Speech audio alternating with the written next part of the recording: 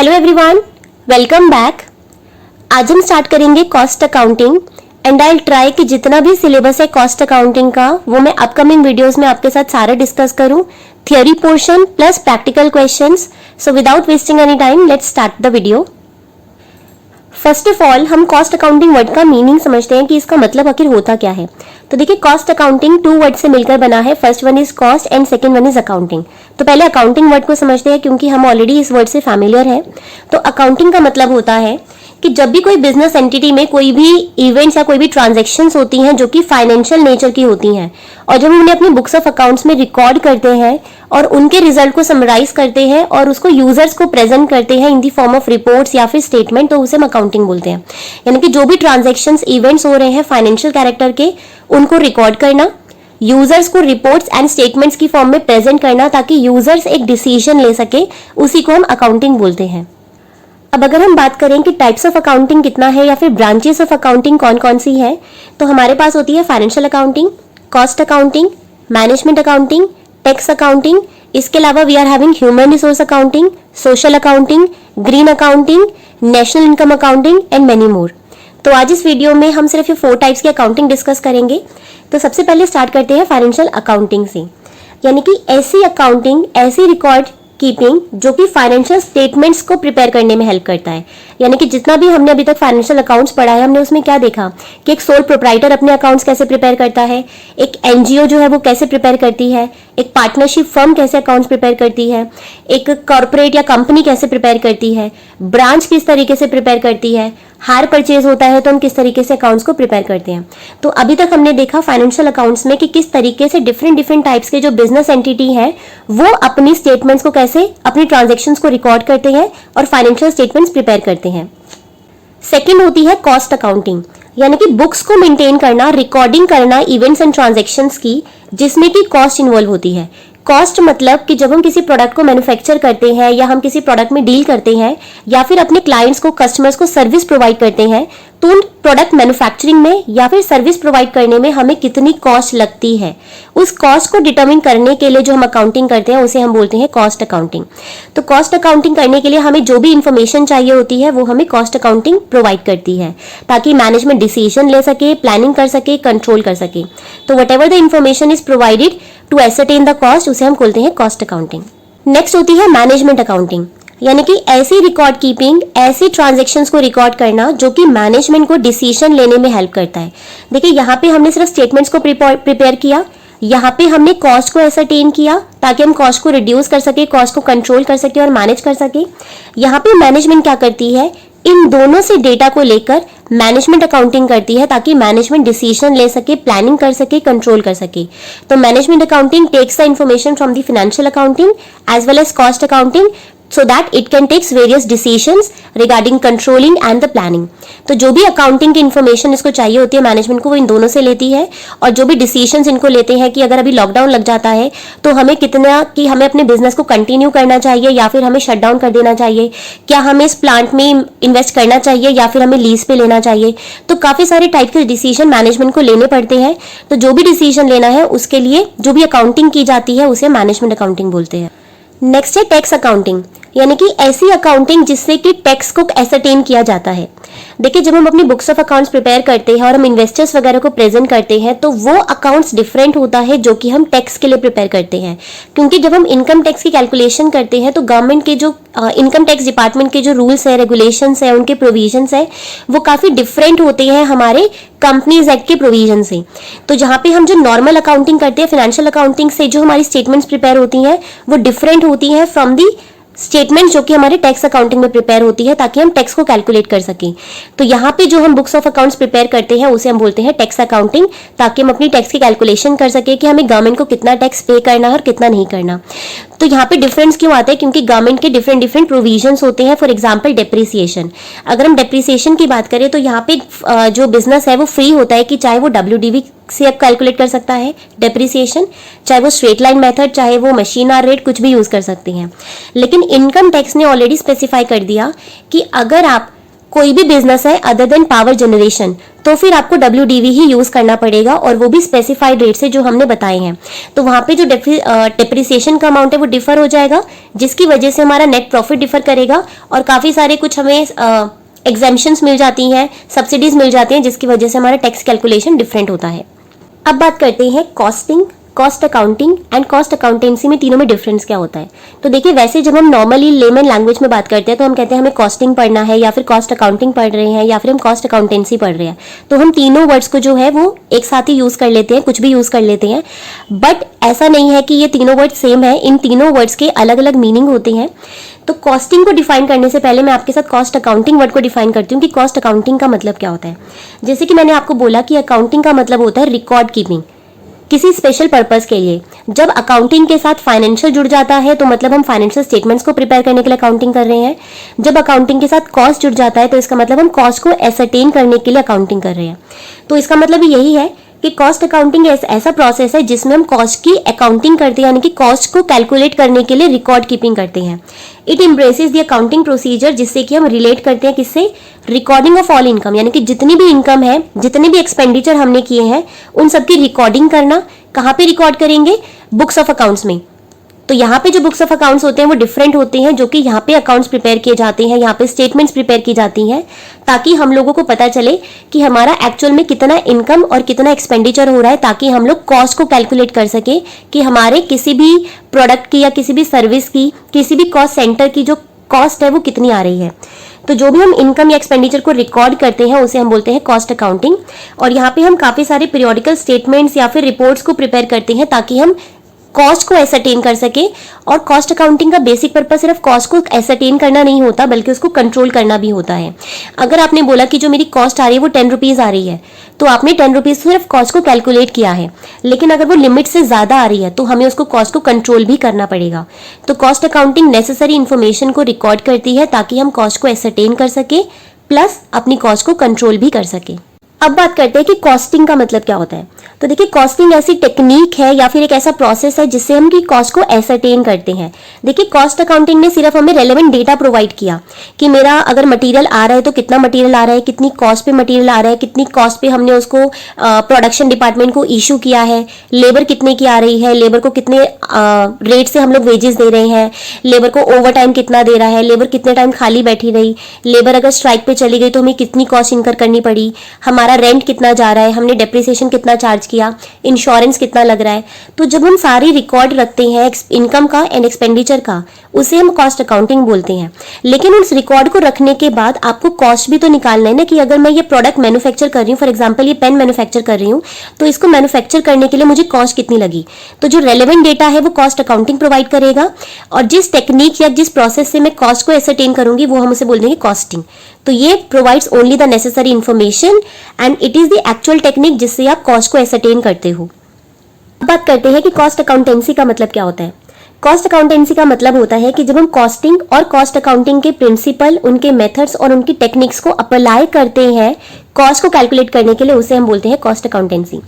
देखिए, जैसे normal accountancy word का मतलब क्या होता है कि जब हमने फाइनेंशियल अकाउंट्स किया था तो हमने देखा था कि कुछ कॉन्सेप्ट्स होते हैं, कुछ कन्वेंशंस होते हैं, जैसे कि गोइंग कंसर्न होता है, डुअल कॉन्सेप्ट होता है, एक्रूअल कॉन्सेप्ट होता है, और कॉस्ट कॉन्सेप्ट होता है, प्रूडेंस कॉन्सेप्ट होता है। तो ये सब कॉन्सेप्ट्स होते हैं, कन्वेंशंस होते हैं जो कि हमें फाइनेंशियल स्टेटमेंट्स प्रिपेयर करने में हेल्प करते हैं। सिमिलरली, अगर हमें कॉस्ट कैलकुलेट करना है, कॉस्ट अकाउंटिंग करनी है, तो हमारे पास कुछ टेक्निक्स है, कुछ प्रिंसिपल्स हैं, कुछ मेथड्स हैं, कुछ रूल्स हैं, जिनको अप्लाई कर कर ही हम लोग कॉस्ट को कैलकुलेट कर सकते हैं, कॉस्ट अकाउंटिंग को कर सकते हैं। तो इन प्रिंसिपल और मेथड्स को जो है वही उनको हम बोलते हैं कॉस्ट अकाउंटिंग, कॉस्ट अकाउंटेंसी। अब ये कहाँ पे लगाते हैं, it is a science, art and practice of cost accountant. Science क्यों है कॉस्ट अकाउंटेंसी? देखो, साइंस का मतलब होता है कि जहां पे कोई सिस्टमैटिक नॉलेज होता है, किसी भी रूल या किसी भी मेथड या टेक्निक के पीछे, उसको आप चेंज नहीं कर सकते, उसे हम साइंस बोलते हैं, यानी कि सिस्टमैटिक नॉलेज होना चाहिए। तो जो भी कॉस्ट अकाउंटेंट है उसके पास कॉस्ट अकाउंटिंग की तो नॉलेज होनी ही चाहिए, लेकिन साथ ही साथ उसे business economics, operational research, production control करना, फाइनेंशियल मैनेजमेंट और काफी सारे एरियाज की भी नॉलेज होना चाहिए, तभी वो कॉस्ट अकाउंटेंसी परफॉर्म कर पाएगा। तो इट इज अ साइंस, आपके पास नॉलेज होगी तो ही आप कॉस्ट अकाउंटेंसी परफॉर्म कर सकते हो। फिर ये आर्ट भी है। अब आर्ट कैसे है? आर्ट का मतलब होता है जहाँ पे आप थोड़े सा अपने इनोवेशंस लगा सकते हैं, थोड़ी सी क्रिएटिविटी लगा सकते हैं। जब आपके पास नॉलेज आ गई, लेकिन कौन सी सिचुएशन में कौन से टाइप्स की कॉस्ट अकाउंटेंसी लगेगी, सॉरी कौन सी सिचुएशन में कौन से टाइप की आपने कॉस्ट अकाउंटिंग लगानी है, कौन से टाइप के आपने मेथड ऑफ कॉस्टिंग लगाना है। जैसे कि टारगेट कॉस्टिंग होता है, बजट कॉस्टिंग होता है, स्टैंडर्ड कॉस्टिंग होता है, डिफरेंशियल कॉस्टिंग होता है। तो कौन सी सिचुएशन में आपने कौन से टाइप की लगानी है, तो वो डिसाइड कौन करता है? Cost accountant. तो ये एक आर्ट भी है। पहले आपके पास नॉलेज होती है, उस नॉलेज को गेन करने के बाद आप अपनी सब्जेक्टिविटी या अपनी इनोवेशन यूज करके आप उसे अप्लाई करते हैं। And it is a practice of cost accountant. और ये कॉस्ट अकाउंटेंट की प्रैक्टिस है, क्योंकि कॉस्ट अकाउंटेंट का सिर्फ जो बेसिक पर्पस होता है वो ये नहीं है कि आपने कॉस्ट को कैलकुलेट करना, लेकिन आपका अनदर जो पर्पस, जो मेन पर्पस होता है वो होता है कॉस्ट को कंट्रोल करना और कॉस्ट को रिड्यूस करना। इन दो टर्म्स में डिफरेंट क्या है वो मैं भी आगे डिस्कस करूंगी। तो कॉस्ट अकाउंटेंट की प्रैक्टिस है, साइंस है और आर्ट है, जिससे कि हम क्या करते हैं, कॉस्ट अकाउंटिंग के प्रिंसिपल, मेथड्स और टेक्निक्स को अप्लाई करते हैं। उसी को हम कॉस्ट अकाउंटेंसी बोलते हैं। अब देखिए, मैंने आपको बोला था कि कॉस्ट अकाउंटिंग जो होता है वो दो टर्म से मिलकर बना है, कॉस्ट प्लस अकाउंटिंग। तो अकाउंटिंग की तो हमने बहुत सारी बातें कर ली, अब हम थोड़ा सा कॉस्ट को भी समझ लेते हैं कि आखिर कॉस्ट का मीनिंग क्या होता है। तो देखिए, कॉस्ट का मतलब होता है अमाउंट ऑफ एक्सपेंडिचर, चाहे वो एक्चुअल हो या फिर नोशनल हो, जो कि हमने इनकर किया है किस पर? गिवन थिंग पर। गिवन थिंग कुछ भी हो सकता है। अगर मैं कोई प्रोडक्ट मैन्युफैक्चर कर रही हूँ तो that is a given thing. अगर मैं कोई सर्विस प्रोवाइड करती हूँ अपने क्लाइंट्स को, कस्टमर को, तो मेरे लिए वो एक कॉस्ट सेंटर हो जाएगा। अगर मैं कोई कॉलेज में कोर्स प्रोवाइड कर रही हूँ, एम अ कॉलेज, तो मेरे लिए जो भी प्रोग्राम है, बीकॉम ऑनर्स है, बीए है, बीसीए है, तो इन प्रोग्राम्स की कॉस्ट को कैलकुलेट करना मेरे लिए वो गिवन थिंग हो जाएगा। तो कॉस्ट का मतलब होता है कोई भी एक्सपेंडिचर अगर आप कर रहे हो किसी भी पर्टिकुलर कॉस्ट सेंटर पर या गिवन थिंग पर, चाहे वो प्रोडक्ट हो, चाहे वो सर्विस हो, चाहे वो कोई प्रोग्राम हो, चाहे वो कोई आपका टूर का प्लान हो, कुछ भी हो। तो जब हम किसी चीज़ की कॉस्ट को कैलकुलेट करते हैं तो जो भी अमाउंट ऑफ एक्सपेंडिचर हम इनकर करेंगे उसी को हम कॉस्ट बोलते हैं।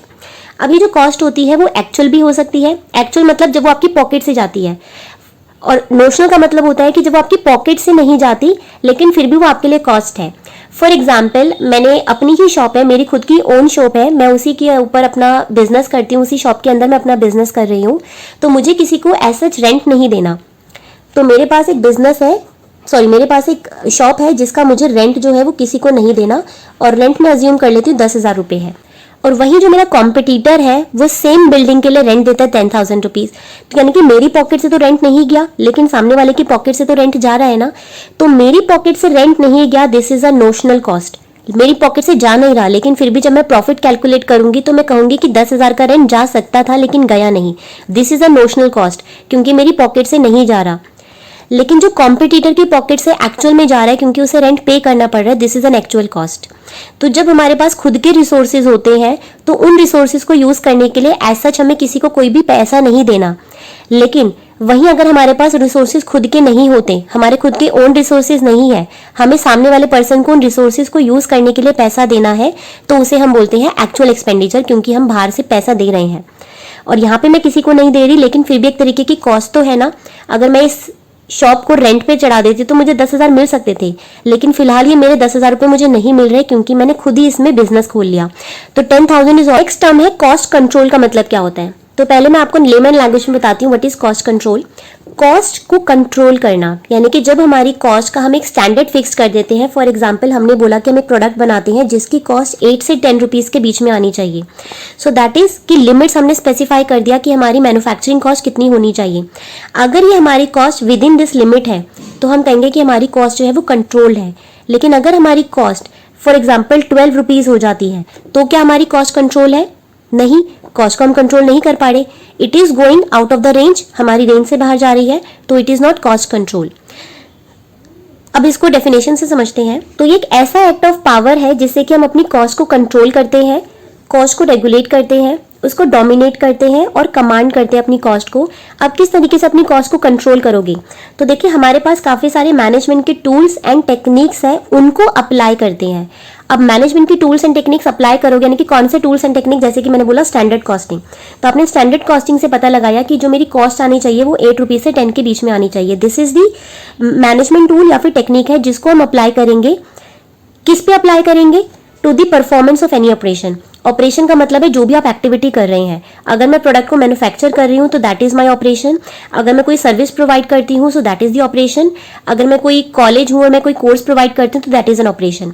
तो मुझे अपनी ऑपरेशन की परफॉर्मेंस के ऊपर ये मैनेजमेंट टूल लगाना पड़ेगा ताकि मैं अपनी कॉस्ट को कंट्रोल कर सकूं, उसको रेगुलेट कर सकूं। So this is the management tool. किस पे लगाया जा रहा है? ये मेरे एक प्रोडक्ट पे लगाया जा रहा है जिसकी परफॉर्मेंस को मैं कंट्रोल करना चाहती हूँ। अब ये क्या है? To the most predeterminate objective. अब जब आप प्रोडक्ट को मैन्युफैक्चर करते हो तो आपके कुछ ऑब्जेक्टिव्स होते हैं, जैसे कि प्रोडक्ट की क्वालिटी में कोई चेंज ना हो, प्रोडक्ट की क्वांटिटी में चेंज ना हो, एंड प्रोडक्ट के टाइम की डिलीवरी में कोई चेंज ना हो, प्रोडक्शन में चेंज ना हो। फॉर एग्जाम्पल आपने बोला कि मुझे कॉस्ट जो है वो 8 रुपीज़ से 10 रुपीज़ के बीच में लानी है, तभी मैं कॉस्ट कंट्रोल करूंगा। तो पहले मेरी कॉस्ट जो थी वो 8 रुपीज़ से 10 रुपीज़ नहीं आ रही, वो 12 रुपीज़ आ रही है। तो मैंने क्या किया, इसकी क्वांटिटी कम कर दी। कई बार आपने देखा होगा पेप्सी की बॉटल्स या कई बार पेस्ट वगैरह लेने जाते हो, सोप लेने जाते हो, तो पहले वो जो होता है वो 100 ग्राम का होता है 10 रुपये का। अब जो कंपनी है उससे ये 10 रुपीज़ की कॉस्ट कंट्रोल नहीं हो पा रही, तो वो क्या करती है 100 ग्राम की जगह आपको 90 ग्राम देगी 10 रुपये में। तो क्या उसने कॉस्ट को कंट्रोल किया? नहीं किया। आपने क्वांटिटी को रिड्यूस कर दिया। तो आपकी क्वांटिटी रिड्यूस नहीं होनी चाहिए। तो आपका ऑब्जेक्टिव क्या है कि सेम क्वालिटी का प्रोडक्ट मैं डिलीवर करूं, सेम क्वांटिटी में डिलीवर करूं जो कि 100 ग्राम है, और उसी टाइम में उसका प्रोडक्शन हो। ऐसा नहीं है कि आप पहले 10 दिन में प्रोडक्शन कंप्लीट कर रहे थे, अब आप उसको कंप्लीट करने में 15 दिन ले रहे हो।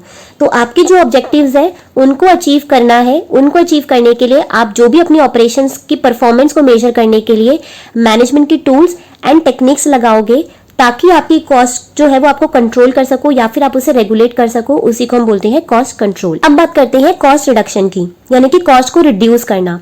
तो कॉस्ट रिडक्शन कंसर्न होता है रियल एंड परमानेंट रिडक्शन। तो यहाँ पे दो टर्म्स इंपॉर्टेंट है, रियल और परमानेंट रिडक्शन होना चाहिए on the unit cost of goods produce और सर्विस रेंडर्ड। पहले मैं आपको इसका मतलब समझाती हूँ, फिर हम डेफिनेशन रीड करेंगे। मान लीजिए कि आपकी जो कॉस्ट आती है प्रोडक्ट को मैन्युफैक्चर करने में वो आती है 10 रुपीज़ की। अब इस प्रोडक्ट को मैन्युफैक्चर करने के लिए 10 रुपये की कॉस्ट को मैंने रिड्यूस करने के लिए क्या किया कि मेरी जो लेबर थी वो इस बार मुझे सस्ती मिल गई। तो लेबर ने मुझसे 1 रुपये कम लिया, जिसकी वजह से जो मेरी कॉस्ट है वो 9 रुपये आ रही है। तो क्या ये मेरा कॉस्ट रिडक्शन हुआ? Answer is no. ये आपका एक टेम्परेरी रिडक्शन है। अभी आपको लेबर सस्ता मिल रही है, लेकिन इसका मतलब ये नहीं कि आपकी जो लेबर सस्ती आपको आज मिल रही है वो कल महंगी नहीं होगी। तो यहाँ पे आपने कॉस्ट को रिड्यूस नहीं किया।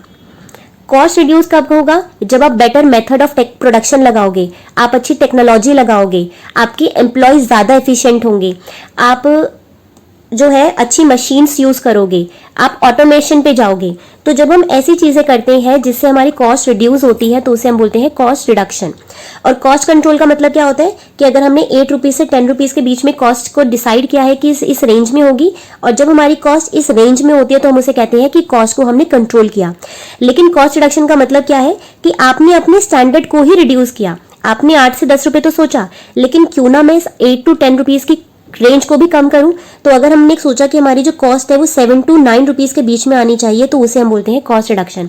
हमने कैसे एस्टिमेट किया? क्योंकि हम हो सकता है हमारे एम्प्लॉय ज़्यादा एफिशिएंट हो, हमने उनको ट्रेनिंग अच्छा दिया है, हमारी जो मेथड ऑफ प्रोडक्शन है वो ज़्यादा अच्छे हो गए। तो ये हमारा परमानेंट इन नेचर होना चाहिए, ना कि टेम्परेरी। हो सकता है कई बार आपने मटीरियल है सस्ता मिल रहा है मार्केट में, तो अगर मटीरियल सस्ता मिल रहा है तो वो टेम्परेरी है, कोई आपने बेटर मेथड तो यूज़ नहीं किया। तो आपका जो रिडक्शन हो रहा है कॉस्ट में वो परमानेंट होना चाहिए, टेम्परेरी नहीं होना चाहिए, और ये रियल होना चाहिए। अब रियल का मतलब क्या है? जैसे मैंने अभी ऊपर आपको एग्जांपल दिया था, अगर आप एक कोक की बोतल लेने जाते हो जो आपको 600 ग्राम की मिलती है और वो आपको देता है 30 रुपीज़ की, लेकिन अब उसने अपनी कॉस्ट को रिड्यूस करने के लिए क्या बोला कि मैं 500 ग्राम की बोतल आपको दूंगा 30 रुपीज़ में, सॉरी 30 रुपीज़ में नहीं, मैं आपको 20 रुपीज़ में दूंगा। तो क्या ये आपकी कॉस्ट कंट्रोल हुई? नहीं, क्योंकि आपने क्वांटिटी को भी रिड्यूस कर दिया। तो ये एक रियल रिडक्शन नहीं है, ये एक फेक रिडक्शन है, क्योंकि आपने यहाँ पे क्वांटिटी को भी कम कर दिया। तो it's not a real reduction, it's a fake reduction. तो आपको क्वांटिटी को भी रिड्यूस नहीं करना, क्वालिटी को भी रिड्यूस नहीं करना, और टाइम पर भी आपने प्रोडक्शन करना है। और अगर आप ऐसा कर पाते हो विद द रिड्यूस्ड कॉस्ट, तो फिर हम उसे बोलेंगे कि आपने कॉस्ट को रिड्यूस किया है, कॉस्ट रिडक्शन किया है।